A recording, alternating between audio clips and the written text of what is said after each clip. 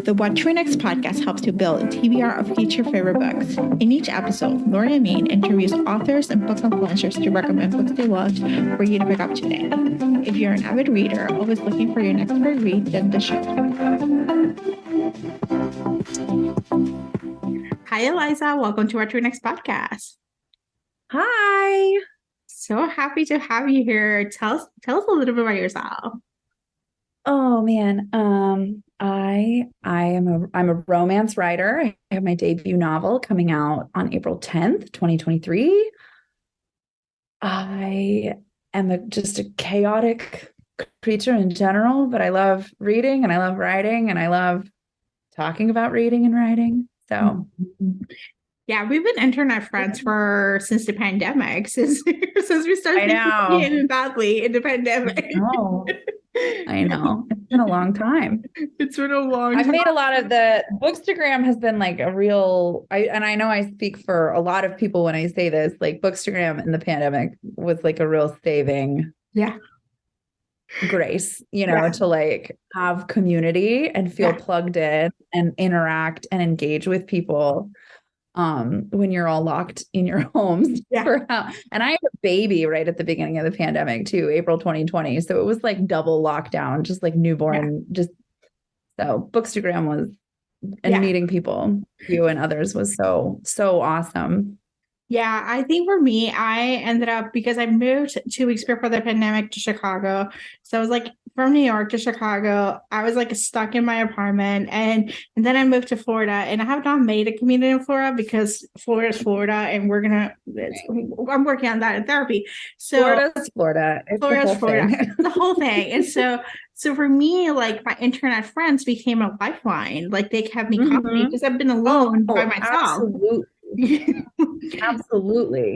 Absolutely. And I feel like there have been a lot of really good conversations surrounding like our unconscious ableism around like taking for granted like in-person interaction, whereas for a lot of disabled people in particular, like internet friendships since the beginning of the internet have been a huge lifeline. And the rest of us, and I've really enjoyed those conversations in the space, like learning, just how we can decolonize those thoughts more, But I agree. Lifeline for sure. Yeah. They're still my lifeline. I do have moved away from the app every so often. I stopped posting in the app and stuff, but I kept connecting with I learned how to make new friends. That's been exciting. But the other part is cultivating those relationships in a deeper fashion, whether it's through voice messages or video messages or phone calls, like voice memos. I'm one of those, like I have friends who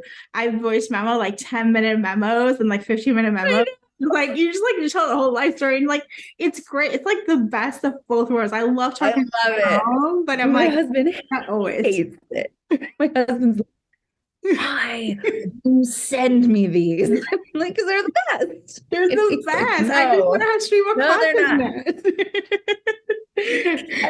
I was like, you're the outlier, because literally everyone else I talk to, like all my friends who live in the internet, like we live for voice memo. Well, I'm not surprised now. I make the connection. I have a podcast. So obviously, voice memos are my love language. It's a spoken word processor. Yeah. I think we're all verbal processors. So it's So all right. So we gotta talk about your writing process and your writing journey during the pandemic, because before the pandemic, it was one way, but the pandemic created a shift, creates this mischief of how we work, how we do things. And I think you have an interesting writing process that other aspiring writers can emulate. So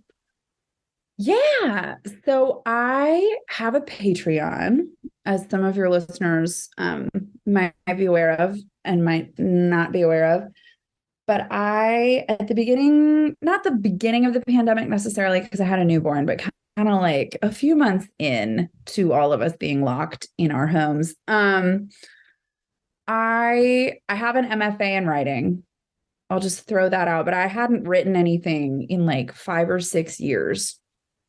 And I decided I want to do this. I want to write a book. I want to write a romance. I want to write a romance novel.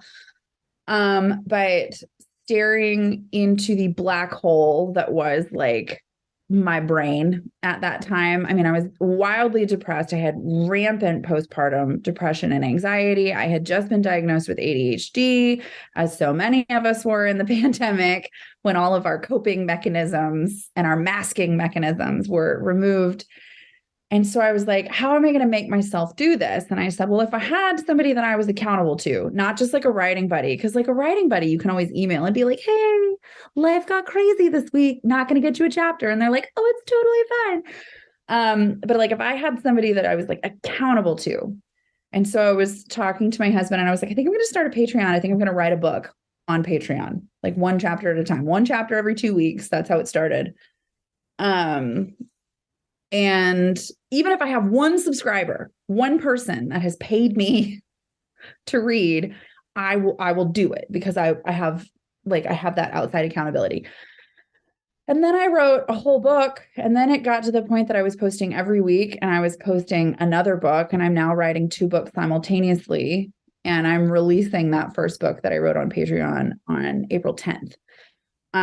So it's been an interesting process. My friend Sarah, who's also a writer, describes it as like live beta reading, which is a really interesting way to look at it, because like I do get people who read the Patreon chapters and then either comment or send messages or whatever, and they're like, oh my God, I loved this, or I want more of this.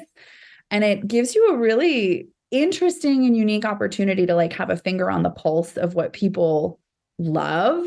And so now that I'm sending ARC copies out, and there are people who've never read it, people who are not Patreon subscribers, who are reading it for the first time and commenting, they're like, oh my gosh, I love this. And I'm not smug about it, but I was like, I knew you would. I knew you would.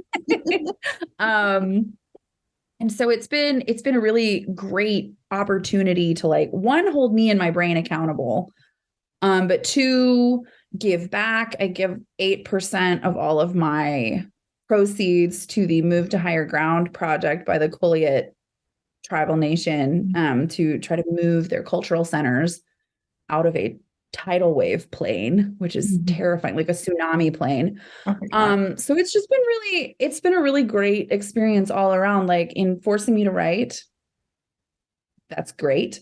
But also in, I think it's helped my writing, because it's kind of, like I said, been able to give me those touch points. Like people really like this. Or people really want to see more of this. And it's like, so yeah, 10 out of 10 recommend Patreon to anyone who has trouble with that accountability. Even if you only ever get like 10 subscribers, like it's still people that are invested in you and invested in your work, that then you can write to and for and keep yourself moving forward. Yeah. So it's a way like you're not just writing for yourself, but you're writing for a community. You're writing for the community of like, romance readers who are cheering you on and wanting these books to be published, because there's more things that we want to be published, and we just need people to write them down for us, I feel more confident about this book release, I think, than I would have if I hadn't done the Patreon, simply because at the time I finished writing Hank, I had 100 patrons. And I had messages from many, many of them in comments being like, oh my God, I loved it. It was so good. Like at the end, like, why is it over? I want 1,000 epilogues. And so then it's kind of like you have that proof of concept. And so then going into book release, like not everybody's going to like it. Not every book is for every person, and not every person is for every book. But for me, it's helped keep the nerves down a little bit, because I'm like, okay, someone likes it. You know what I mean? Like, I think that we have a tendency to be like I was talking to Sarah Estep, so she's got a book coming out. We were talking the other day about how like you as a writer go through like a transition. And at first you're like, oh my God, nobody's going to read this thing. Not a single person's going to read this thing. And then you get closer to release and you send out ARCs and people start reviewing. And then you're like, oh my God, people are going to read this thing. you're like, oh.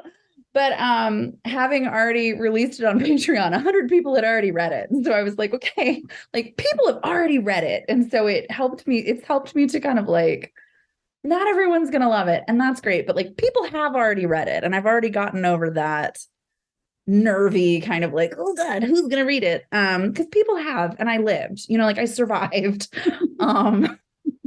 Because I think when you have anxiety, it's all like worst case prognostications, like, and it's like, no, we will make it through this release. Like, it'll be fine. So yeah, Patreon, 10 out of 10 recommend. So what can we expect for the Patreon now that Soft Flannel Hank, and we're going to talk about Soft Flannel Hank in a few, but what can we expect from Soft Flannel Hank? I just wrapped up my second book, which is a medieval Highland romance. Ooh. And that's a fun series. And so I'm writing 2 books at a time. I'm writing the second in the series, the Elements of Pining series, which is Soft Flannel Hank, that series. So I'm writing the second one. So what happens next? And then I'm also writing the next book in the medieval Highland series. So a little bit for everybody. If you like contemporary, we've got that. If you like historical, we've got that. So yeah, that's what's happening now. If you're interested in, if you've read Soft Flannel Hank or are gonna read Soft Flannel Hank, and you want to know what happens next before February when the next book comes out officially, like I'm halfway through posting on Patreon.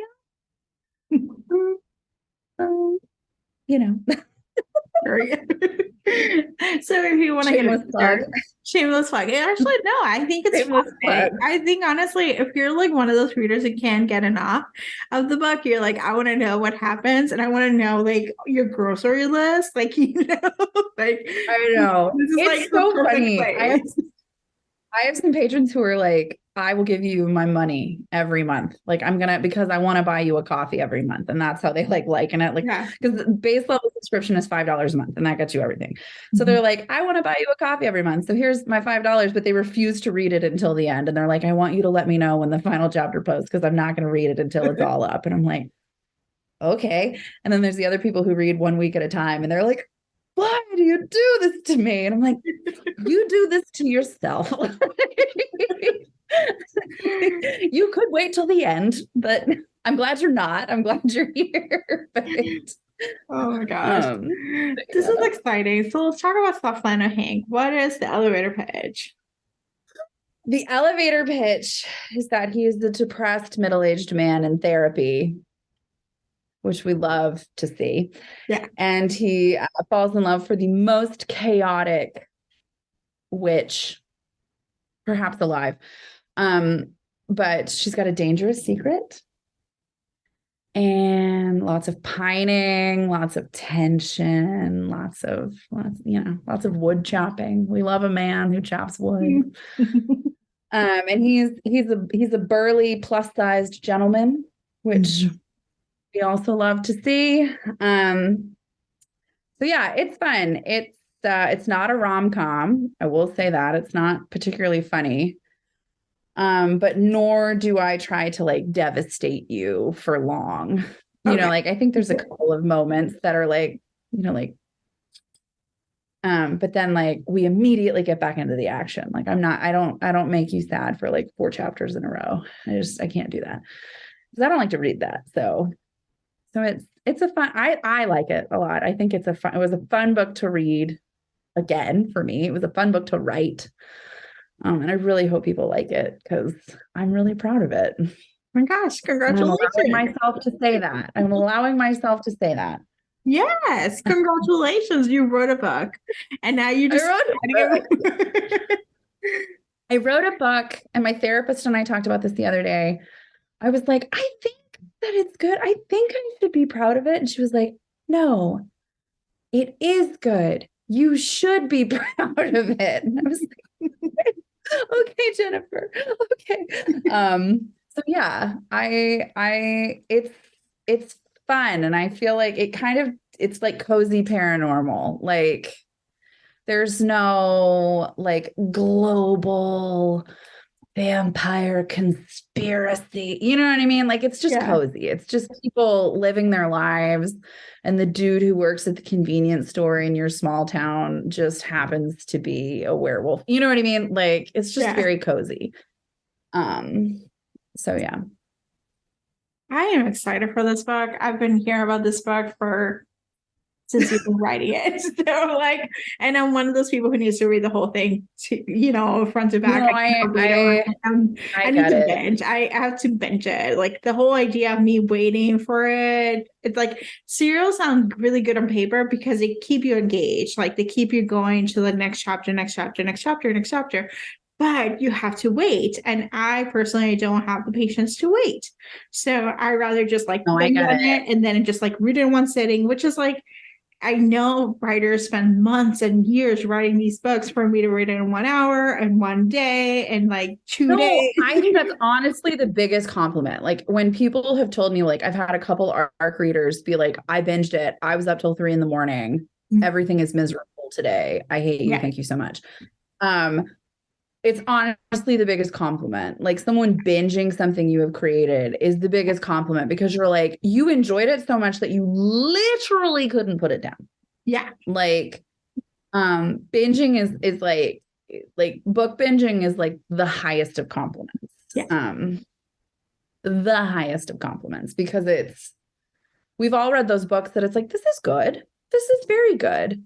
Yeah. And I am enjoying this, but I have to go change the laundry over. You know what I mean? Like, I need to be on Instagram. Or have right. Or like, I'm going to go outside and do this. But like, we've also all read those books where you're like, I do not exist as a human to the other members of my house. I am a ghost. Do not speak to me. I am not here.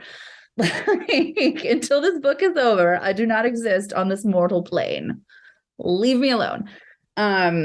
And yeah, so for people to read it all in one sitting, it's like, it's a huge compliment for me anyways, I think. Yes. I hope so too. Yeah, I think for me it's either the book I read in one sitting and then it becomes my whole personality, which is like like I do that all the time. And I go to therapy and talk about it all the time. And then you're like walking around your house just like swishing things very dramatically. So it's all good stuff. All right, so we're going to talk about some romance recommendations. Oh, actually, what kind of books do you tend to read? Because I'm assuming romance, but it might be something else. So I read pretty much exclusively romance at this point, I will admit. I didn't used to. I used to read mostly literary fiction. That's what my MFA is in. Okay. And I used to write the most depressing shit, anyways.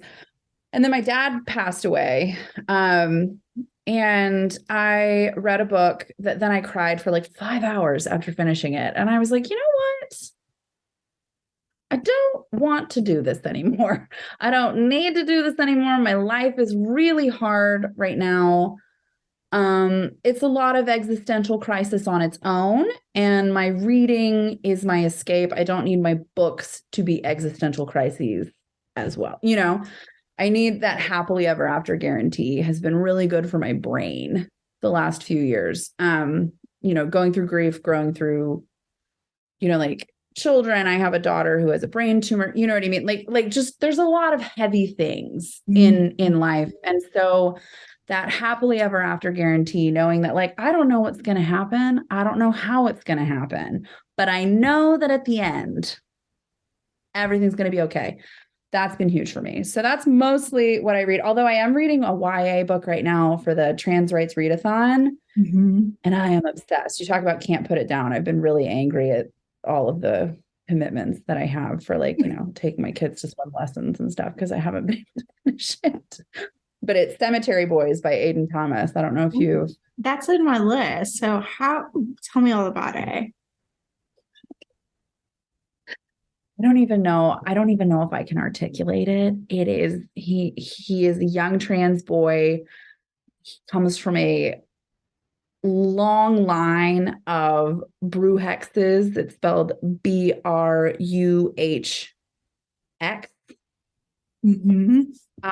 I'm probably pronouncing that wrong. Spanish is obviously not my first language, but there's so much rich like culture, like the cemetery where he lives and the culture in which he has grown up. Yadriel is the main character's name, is as much a character as Yadriel, and he accidentally, while trying to reincarnate the spirit of his cousin who has experienced, like, who has been killed, he accidentally reincarnates the spirit of another boy who they went to high school with, but they don't know each other. And then it's just like off like a shot.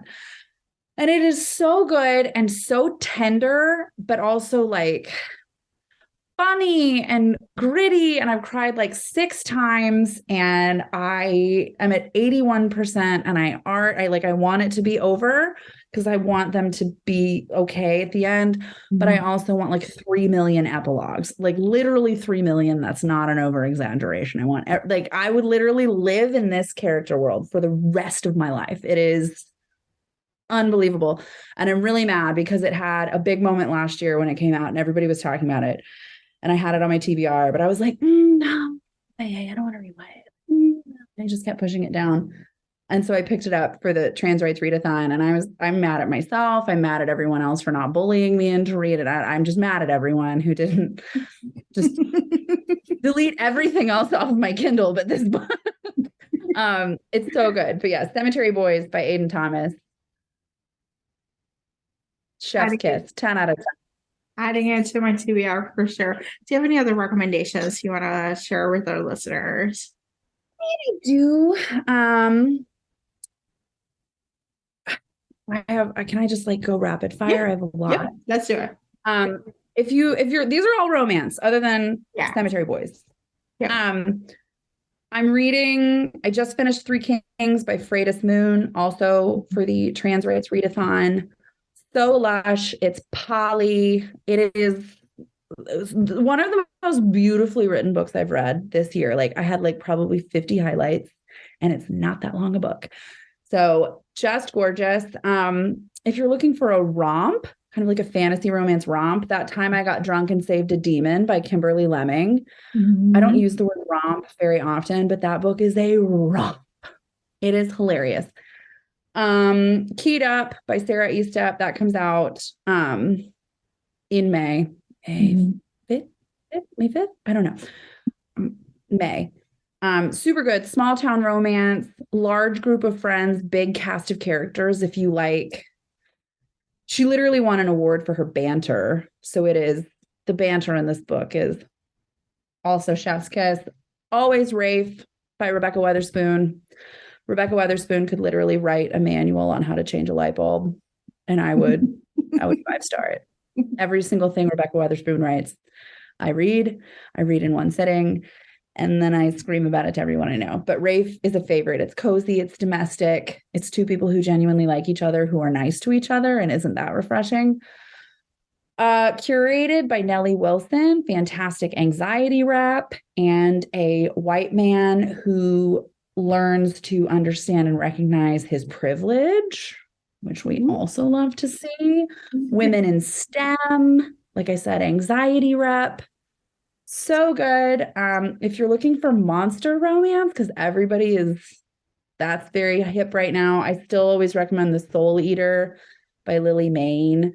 That's from the Monstrous series. All of the books that I've read from that series are good, but Soul Eater, Wynn and Danny are my favorite. And they're really, really amazing. And next on my list that I'm really excited about, I haven't read yet, but is Drag Me Up by R.M. Virtues for the Trans Rights Readathon. My book recommendation life has been made very easy by the Trans Rights Readathon because I've read so many incredible books. Yes. I was like, I have so many choices. And then I'm reading Alexis Hall's what is next? Something Fabulous. Can't wait. I love all these recommendations. They're so good. So tell us what you're finding. Read diverse, retrans. What else can you do? Yes. We've like Trans Rights Readathon has been extended. The fundraising deadline is still today, I believe. But then the readathon has been extended to the 31st, which is the Trans Day of Visibility. It's a really exciting time to read. And there's so many incredible books. So yeah, like you said, read trans books. And if you're listening to this after it airs and, in 2024, 2025, you can still read trans books and make donations to trans organizations. Yes. Yes. Read books about and by LGBTQIA authors. Even if it's out of your wheelhouse, expand your get a bigger wheelhouse because they're so, oh my gosh, so good. But yes, read trans books. Awesome. And so tell us where we can find you online and how can we sign up to your Patreon? You would ask me about my Patreon. I don't have the exact web address for my Patreon, but it is linked on my website, which is elizamacarthur.com. You can find me on Instagram at Eliza MacArthur Writes. I'm on Twitter at Eliza_MacArthur. I'm never on Twitter. I'll be brutally honest. I get on Twitter once every 6 weeks and I'll tweet 7 times and then I disappear for another 6 weeks because it's a little scary over there for me, but you can find me. And then on Facebook, which I'm also never on for similar reasons, but my editor says I have to be on Facebook. It's facebook.com// I never know, groups / Eliza's MacReaders. MacReaders. Yeah. But all those links are also on my website. So elizamacarthur.com if you want to just keep it simple and just click links, There we go. Thank you, Eliza, for being on the show. Yeah, it was an honor and such a pleasure. If you enjoyed this podcast, feel free to share with friends, subscribe, rate, and review the show. This is the easiest way to support the podcast. For a list of books mentioned and other romance recommendations, please visit whattoreadnextblog.com. Did you know you can purchase audiobooks directly from your favorite local bookstore? With Libro.fm, you can pick up more than 250,000 audiobooks, including bestsellers and recommendations from real booksellers. You'll get the same audiobooks at the same price as the largest audiobook company, you know the name, but you'll be part of a different story, one that supports your local community. If you're new to audiobooks, there's a perfect way to squeeze into more reading into your busy life. Listen with the free Libro.fm app while you do your chores, walk your dog, relax at home. The What to Read Next podcast has a special offer for our listeners. Get 2 audiobooks on Libro.fm for the price of 1 with your first month of membership. Use code WhatToReadNext. This offer is only valid for new members in Canada and the US. Thank you so much for listening and have a great day.